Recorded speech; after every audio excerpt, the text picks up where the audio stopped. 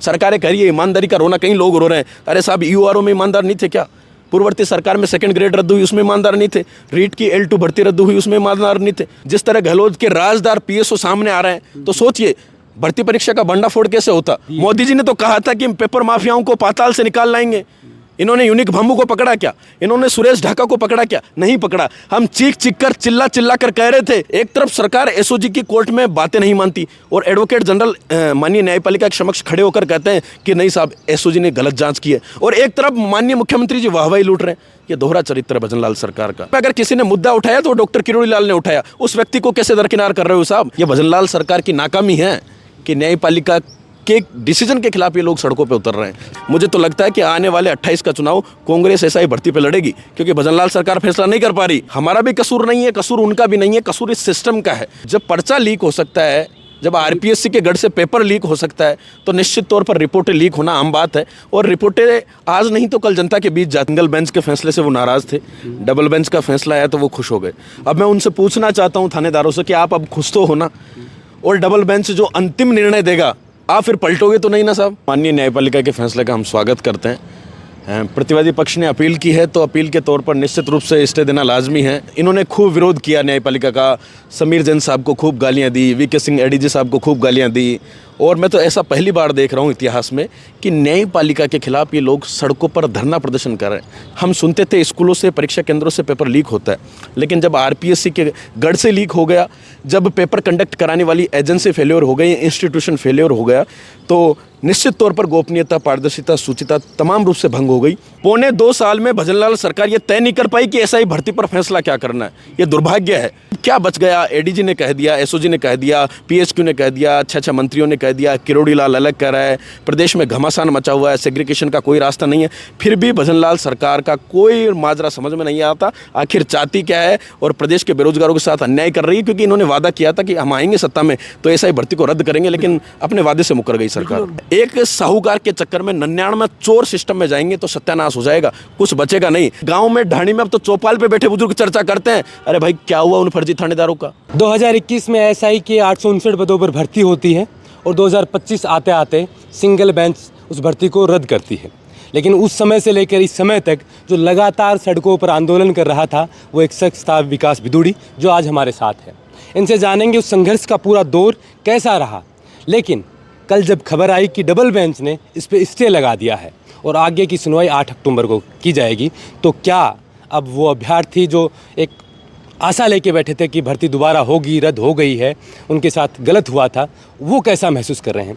आप खुद इस भर्ती का हिस्सा रहे हैं। सबसे पहले तो मैं ये जानना चाहूँगा कि डबल बेंच का जो फैसला आया था कि स्टे लगाए, इस पर आपकी प्रतिक्रिया क्या है? देखिए सर, माननीय न्यायपालिका के फैसले का हम स्वागत करते हैं। प्रतिवादी पक्ष ने अपील की है तो अपील के तौर पर निश्चित रूप से स्टे देना लाजमी है, क्योंकि माननीय जज साहब सिंगल बेंच के फैसले का पूर्ण तरीके से विश्लेषण करेंगे, उस पर गहनता से अध्ययन करेंगे, और उसके बाद जो नेक्स्ट हियरिंग 8 अक्टूबर दी है, उसके बावजूद हो सकता है मुझे अच्छा फैसला होगा और कहीं ना कहीं इस भर्ती परीक्षा के सिंगल बेंच के जजमेंट को बरकरार रखा जाएगा। लेकिन विकास भाई, आपने बहुत नपातुला जवाब दिया कि आप माननीय न्यायालय का और माननीय न्यायालय का फैसले का सम्मान सबको करना चाहिए। लेकिन जैसे सिंगल बेंच का जब फैसला आया था, तो वो अभ्यर्थी जो लगे हुए थे, ऐसे बने हुए थे, उन्होंने तो बहुत सी बातें कही थी कि हमारी संवेदनाएं नहीं है क्या, हमें सोचा नहीं, हमें देखा नहीं गया, और उस फैसले को लेकर वो, लेकिन कल से वो भी खुश आ रहे हैं।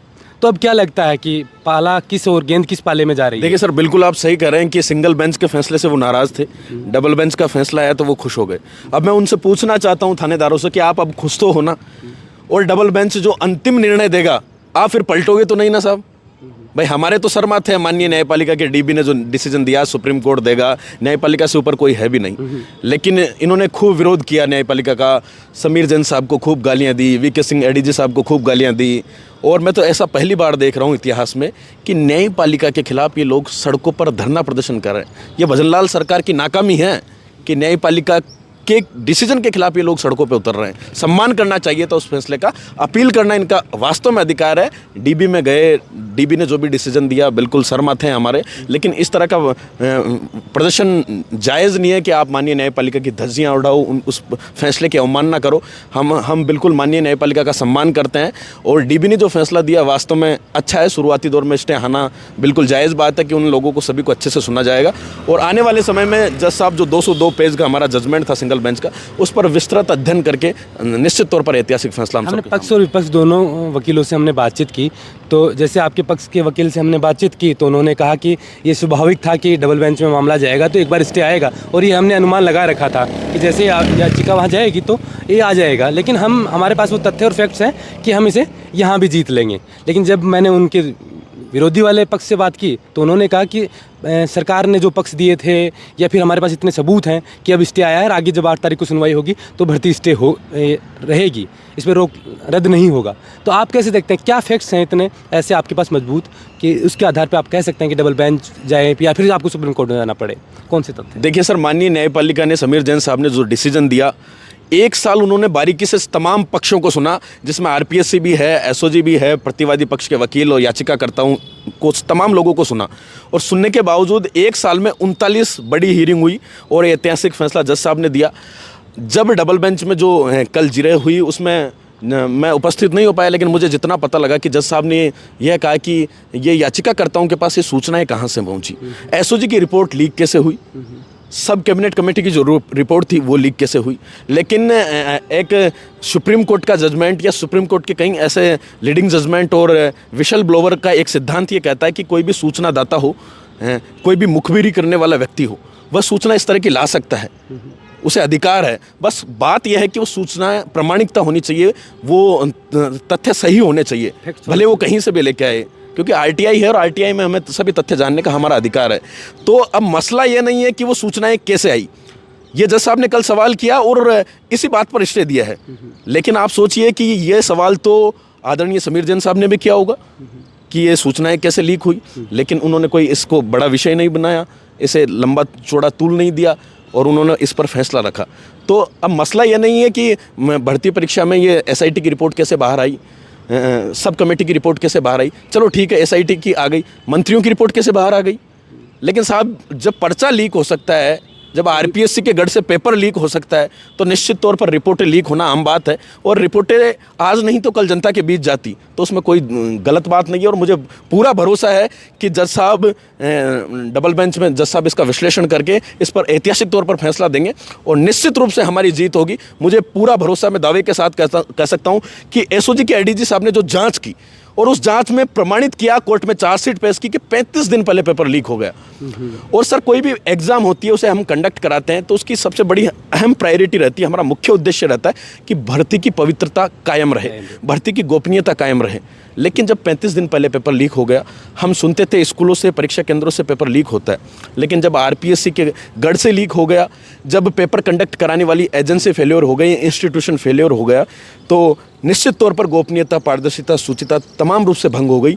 लेकिन विकास भाई, आप जो कह रहे हैं वो बातें आपकी सही हैं, और अगर एक का भी नुकसान होता है वो भी उतनी ही अहमियत रखता है। कई बच्चे ऐसे हैं जिन्होंने मेहनत की थी, 17-18 में मेहनत की, फिर 21 में मेहनत की और वो बने, गरीब परिवार से आए हैं, वो हमने चीज़ें देखी हैं, मीडिया पे भी, सोशल मीडिया पे खूब चला है। उन बच्चों का क्या कसूर है? उनके साथ न्याय कैसे हो पाएगा? जो बच्चे लग गए और अब मान लो वो 25 में नहीं लग पाए, उनको आप कैसे देखते? सर, हमारा क्या कसूर है? हम भी तो एज ए कैंडिडेट हैं, हमारा भी कसूर नहीं है, कसूर उनका भी नहीं है, कसूर इस सिस्टम का है। और इस सिस्टम का कसूर दोनों पक्ष भुगत रहे हैं और भुगतना पड़ेगा आने वाले समय में। निश्चित तौर पर वो हमारे भाई, चर्चा है कि 500 थानेदार फर्जी हैं, मंत्री जी ने भी बताया, एसओजी के मुखिया ने भी बताया, पृथककरण संभव नहीं है। लेकिन जो हमारे 200-250 साथी ईमानदार हैं, वास्तव में वो अपनी मेहनत के दम पर आए हैं और उन्होंने अपनी मेहनत का लोहा मनवाया है।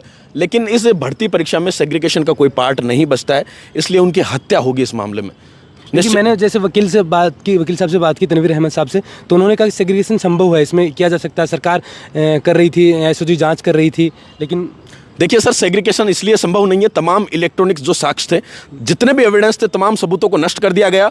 भर्ती परीक्षा 21 की थी, कांग्रेस सरकार की, 23 तक गहलोत सरकार रही, उस समय भी एसओजी हुआ करती थी, लेकिन एसओजी ने पर्दा डाल दिया, गहलोत सरकार के आदेशों के अनुसार काम किया। जिस तरह गहलोत के राजदार पीएसओ सामने आ रहे हैं, तो सोचिए भर्ती परीक्षा का भंडाफोड़ कैसे होता। लेकिन तमाम तथ्यों को दबाने का काम किया, उन पर पर्दा डालने का काम किया, और वही एसओजी, वही पुलिस के अधिकारी जिन्होंने पेपर लीक करने में अहम भूमिका निभाई, आपको लगता है कि कोई वो सबूत छोड़ के जाएंगे? उन्होंने तमाम इलेक्ट्रॉनिक साक्ष्य को नष्ट कर दिया। और 23 के बावजूद जब भजनलाल सरकार गठित हुई, अगले दिन SIT बनाई, तब जाके ये जांच शुरू हुई और VK सिंह जी ने कड़ियाँ से कड़ियाँ जोड़ी कि कोई जो पहले की रिपोर्टें दर्ज थी उनके आधार पर अभियुक्तों को उठाया, एक सरप्राइज टेस्ट कंडक्ट करवाया, उसके आधार पर थोड़ा बहुत छटनी कर पाए, लेकिन पूर्णतया सेग्रीगेशन, टेंटेड अनटेंडेड लोगों को अलग अलग कर पाना असंभव है। इसलिए निश्चित तौर पर भर्ती परीक्षा निरस्त करना ही एकमात्र रास्ता है। लेकिन सरकार अभी भी फिलहाल मझधार में है। एक तरफ जैसे ही सिंगल बेंच का जब फैसला आया था तो क्रेडिट की लड़ाई शुरू हो गई है। हनुमान जी कह रहे हैं कि मैंने लड़ाई लड़ी थी, अंतिम तौर पर मुझे क्रेडिट मिले। किरोड़ी जी कह रहे हैं मैंने शुरुआत की थी, और सरकार कह रही है कि हम आते ही SIT बनाई है। तो सरकार कहाँ है, किसके पक्ष में है? अभी सरकार का कुछ पता नहीं चल रहा है। सरकार का कोई स्टैंड तय नहीं है सर। पौने 2 साल में भजनलाल सरकार ये तय नहीं कर पाई कि SI भर्ती पर फैसला क्या करना है। ये दुर्भाग्य है। क्रेडिट तो जो लड़ेगा उसको मिलेगा, और क्रेडिट सरकार नहीं देगी, हम आप नहीं देंगे, क्रेडिट राजस्थान की जनता देगी। हनुमान बेनीवाल जी ने भी संघर्ष किया, 127 दिन तक आंदोलन करना एक सांसद का बहुत बड़ा काम है। डॉक्टर किरोड़ी लाल जो 2021 से विपक्ष के तौर पर और सत्ताधारी मंत्री बनने के बाद कैबिनेट मंत्री के पद को साइड में रखकर उन्होंने SI भर्ती के मुद्दे को प्रखरता से उठाया। लेकिन आज भजनलाल सरकार जब 28 तारीख को जब माननीय सिंगल बेंच ने जो फैसला दिया, तो भजनलाल जी कह रहे थे SIT हमारी सरकार ने बनाई, भर्ती परीक्षा हमारी सरकार ने रद्द की, वाहवाही लूट रहे थे, श्रेय लेने का काम कर रहे थे। लेकिन 28 तारीख से ये 10 दिन का समय बीत गया, डबल बेंच में मामला चल गया। सिंगल बेंच का आदेश था कि सरकार इस मामले पर निस्तारण करे और माननीय RPSC को अपना ऑर्डर भेजे और RPSC इस मामले में प्रेस नोट जारी करे। लेकिन दुर्भाग्य देखिए, सरकार पौने 2 साल में फैसला नहीं कर पाई। माननीय जज साहब के ऑर्डर होने के बावजूद न्यायपालिका के आदेशों की पालना नहीं कर पाई। तो सरकार इतनी असमंजस में, इतनी मझधार में किस बात के लिए है? आपको तो पालना करनी थी, बाध्यकारी पालना थी, आपको सोचने का समय नहीं है। अब 2 साल गुजर गए, आपको तो जज साहब के आदेशों की पालना करनी थी। लेकिन दुर्भाग्य है, आज प्रदेश में युवा समझदार है और वो सब देख रहा है कि स्थिति कैसी है। भजनलाल सरकार कतई नहीं चाहती कि भर्ती परीक्षा रद्द हो, और उन्होंने बिल्कुल छोड़ दिया। आज भी डबल बेंच में मामला गया तो सरकार मौन है। और सरकार में अलग अलग गुटबाजी बनी हुई है। मतलब जैसे किरोड़ी जी चाहते हैं कि भर्ती रद्द हो, फिर कानून मंत्री के बयान आते हैं जब वो रद्द हो गई थी कि भाई हमने तो सुना है वो रद्द नहीं हुई है, अभी हम देखेंगे, जांच आएगी। निश्चित तौर पर अलग अलग पावर सेंटर बने हुए हैं। RS में भी आपने मामला देखा, सबने पत्र लिख दिए, डिप्टी CM दोनों अलग लिख रहे हैं और प्रदेश अध्यक्ष अलग लिख रहे हैं। वही SI भर्ती का माजरा है। एक बात बताइए, विपक्ष में अगर किसी ने मुद्दा उठाया तो डॉक्टर किरोड़ी लाल ने उठाया, उस व्यक्ति को कैसे दरकिनार कर रहे हो साहब? BJP घरों में थी, अकेला लड़ा का वो लड़ रहा था, वीरांगनाओं के लिए लड़ा, बहन बेटियों के लिए लड़ा और तमाम पेपर लीक के लिए वो लड़ा। सत्ता में आते ही उस मंत्री को भूल गए आप। अरे साहब, मंत्री आपका कह रहा है उसकी तो मान लो, कम से कम आपकी SOG कह रही है उसकी तो मान लो। एक तरफ सरकार SOG की कोर्ट में बातें नहीं मानती और एडवोकेट जनरल माननीय न्यायपालिका के समक्ष खड़े होकर कहते हैं कि नहीं साहब SOG ने गलत जांच की है, और एक तरफ माननीय मुख्यमंत्री जी वाहवाही लूट रहे हैं। ये दोहरा चरित्र है भजनलाल सरकार का। एक तरफ तो 6 सब कैबिनेट कमेटी के जो मंत्री हैं, कैबिनेट मंत्री, उन्होंने सिफारिश कर दी, उस सिफारिश को आनन फानन में बदलने का काम किया।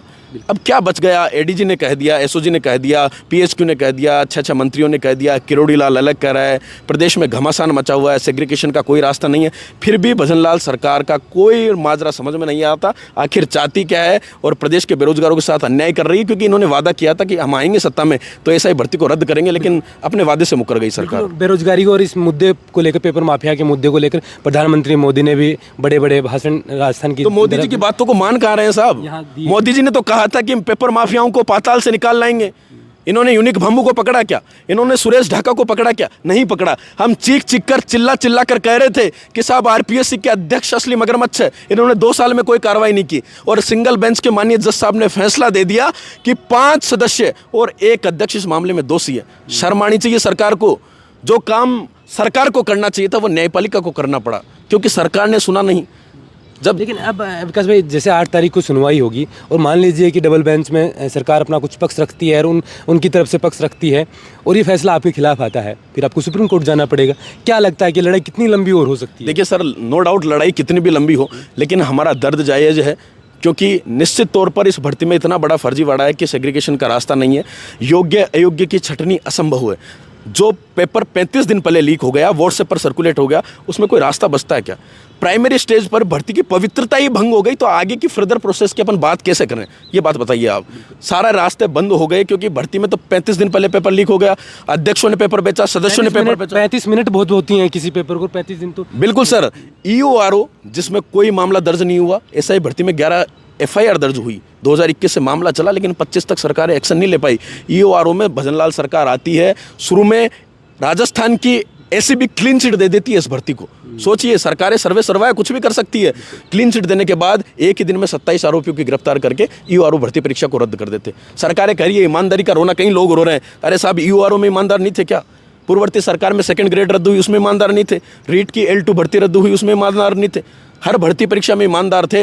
लेकिन आप एक बात बताइए, एक दोषी के चक्कर में, एक निर्दोष के चक्कर में आप 99 दोषियों को अगर सिस्टम में भेजोगे तो क्या हालत होगी? वो सिस्टम कैसा रहेगा? मैं मानता हूं कि अगर एक निर्दोष व्यक्ति की 99 दोषियों के चक्कर में बलि देनी पड़े ना, तो वो जायज़ है।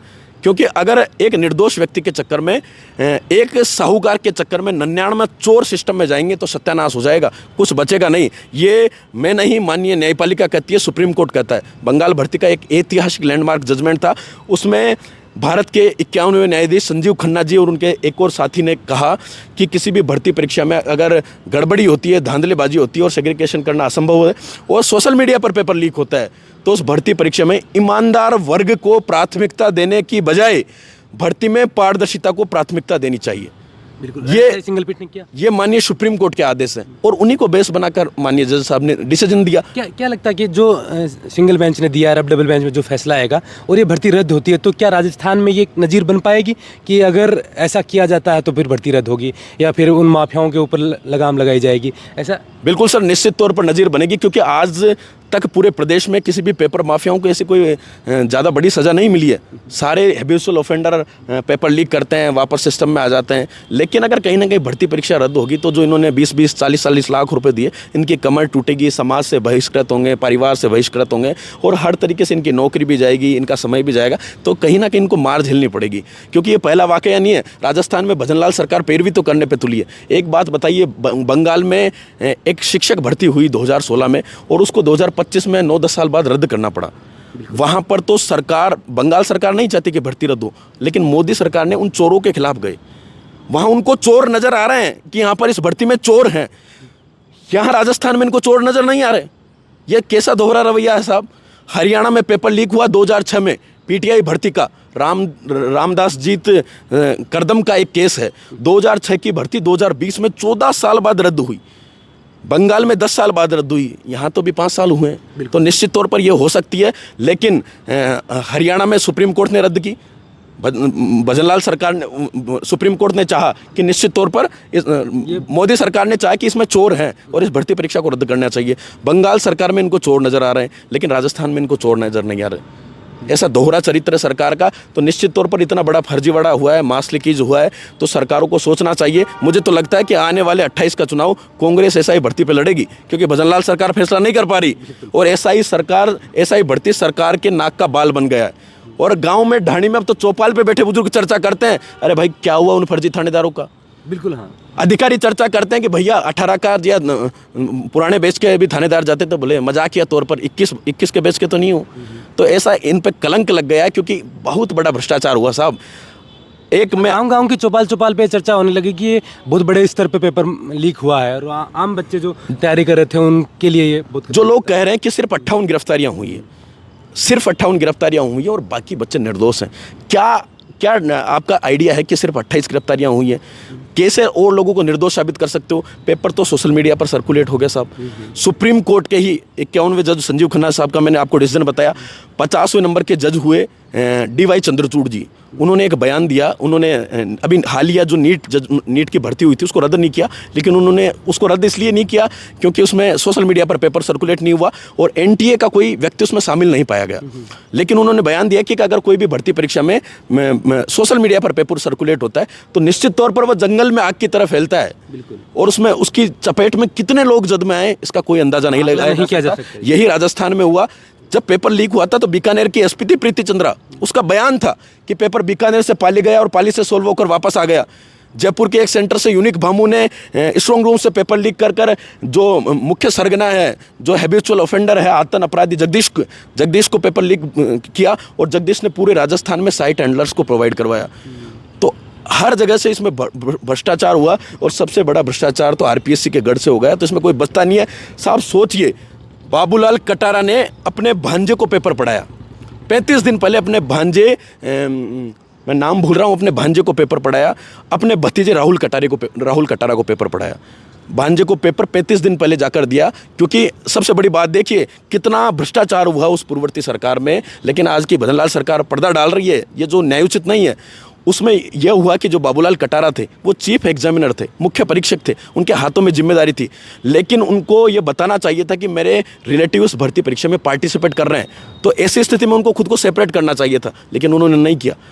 उनके भांजे का इन्वॉल्व रहा, भतीजे का इन्वॉल्व रहा, यहाँ तक कि अपने ड्राइवर को पेपर दे दिया। इस तरह बंदरबाट किया। रामू रायका ने अपने बच्चों को पेपर दे दिया, गहलोत ने अपने पीएसओ को पेपर दे दिया, पीएसओ ने बेटे को तो दिया ही, अपनी कॉलोनी में दूध बेचने वाले रविंद्र सैनी को पेपर दे दिया।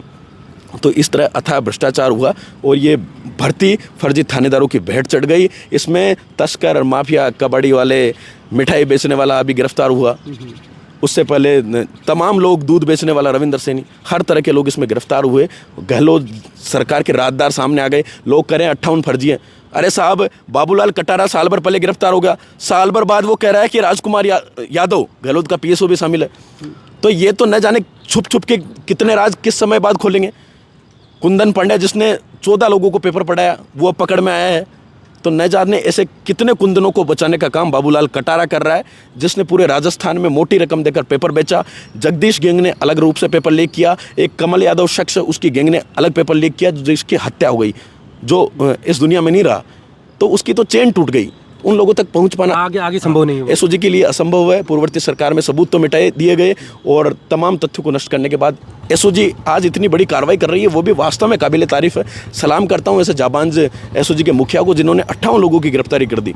वरना शुरुआती दौर में तो लग रहा था छिटपुट घटनाएं हैं, ऐसा कुछ होने वाला नहीं है। लेकिन आज लोगों को पता चला कि कितना अथाह भ्रष्टाचार है। मैं सवाल उठाना चाहूँगा सरकार पर कि मंजू शर्मा इस्तीफा देकर भाग रही है। क्यों भागी भाई? जल्दी थी क्या? 1 महीना बच रहा था अभी तो, लेकिन नहीं जाना था।